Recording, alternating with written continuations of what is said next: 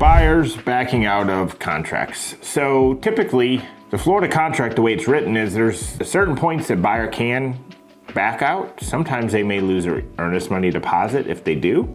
But if the contract is written on an as-is contract, then the buyer has the right to back out during the inspection period, okay?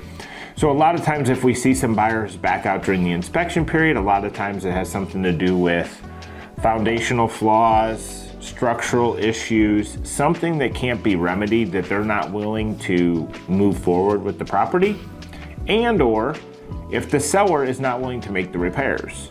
Because one of the things you got to think about from a seller's standpoint is, if we have an inspection done and we find a laundry list of things to be done, even if it's on an as-is contract, like once you tell the seller about those things, they now have to disclose them if your buyer backs out.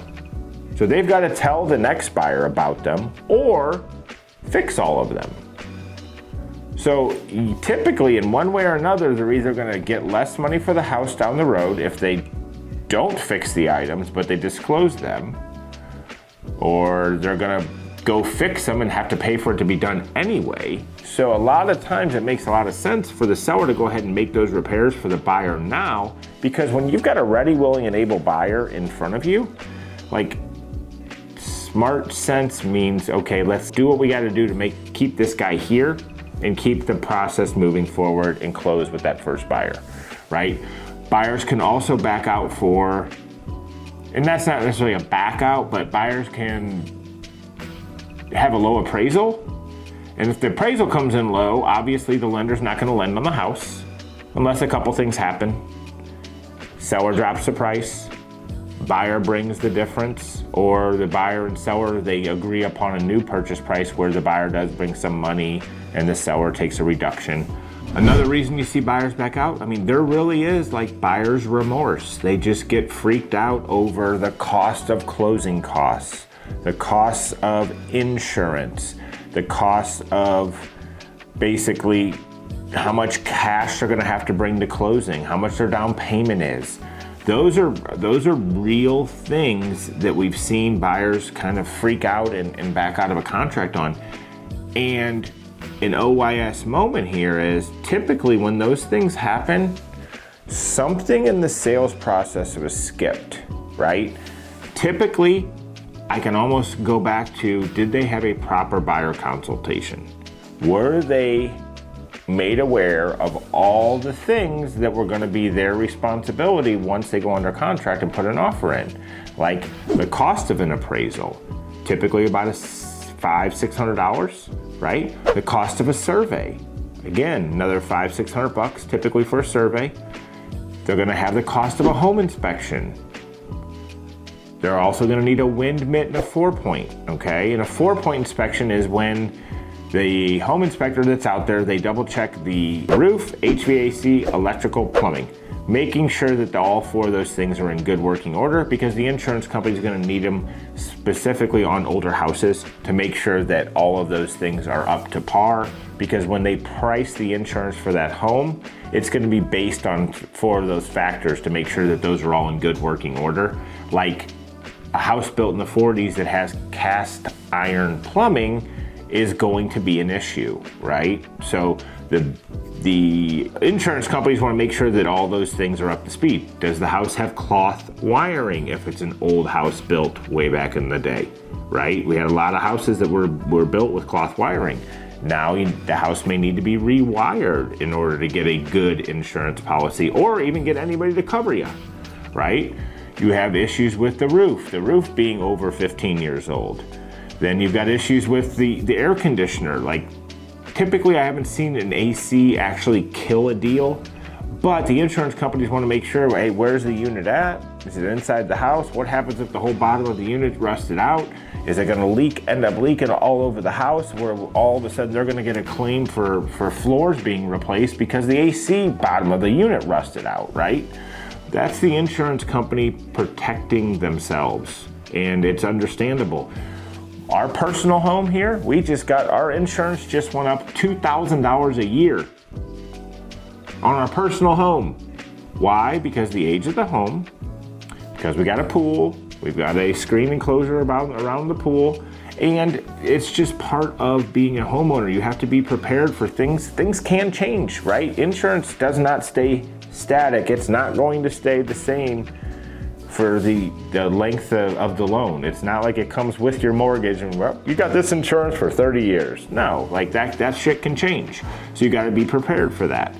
The other thing with buyers walking out is they get freaked out on those closing costs. Again, telling them up front about the home inspection, 4-point, wind mitt. Wind mitt is when they check your roof, make sure that the roof is in good standing, make sure it's got these, I think they call them 8D nails that are holding down the roof decking to make sure that it is up to code and that they have hurricane straps to keep from when a hurricane comes through and rips your roof off.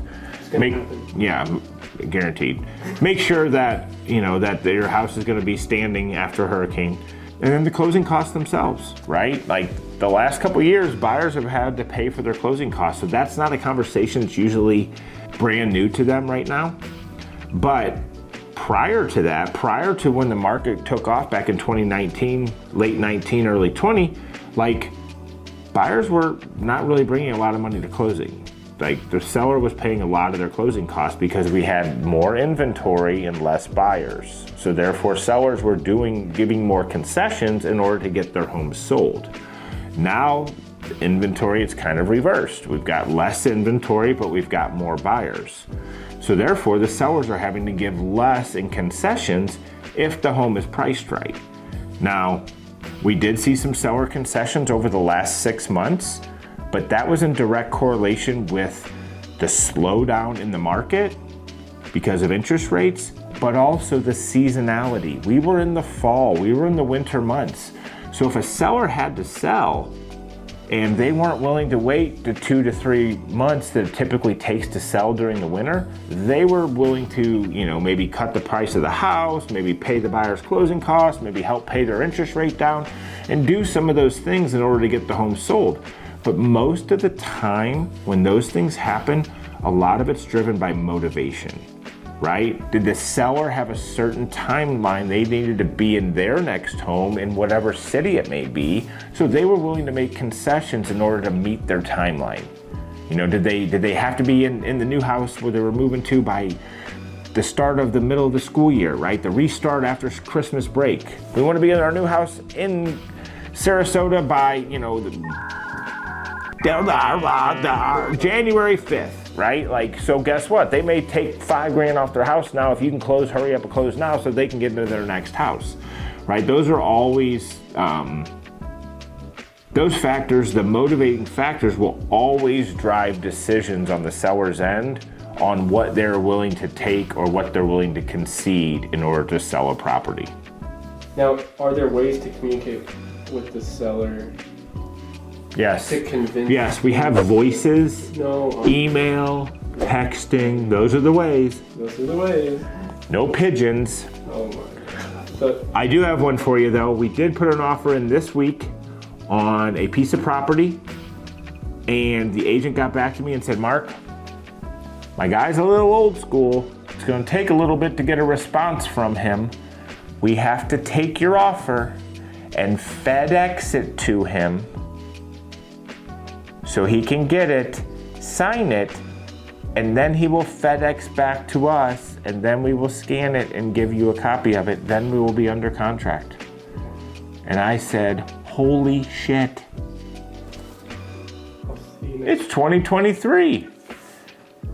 Why couldn't you at least just faxed it? Any of you Gen Zers know what a fax machine is? Yeah. I literally had my daughter sitting here. I was showing her and teaching her about a Florida contract the other night. She immediately goes to about halfway down on page 1 and looks where we put all the title company information. She points right over next to the line where you type in the email address, and she said, "What's a fax?" So I had to then explain to my daughter what a fax was, and her response was, "That's dumb. Why wouldn't they just email?" I wouldn't. That's coming from an 8-year-old. Fax is dumb. Why wouldn't they just email? Kids these days.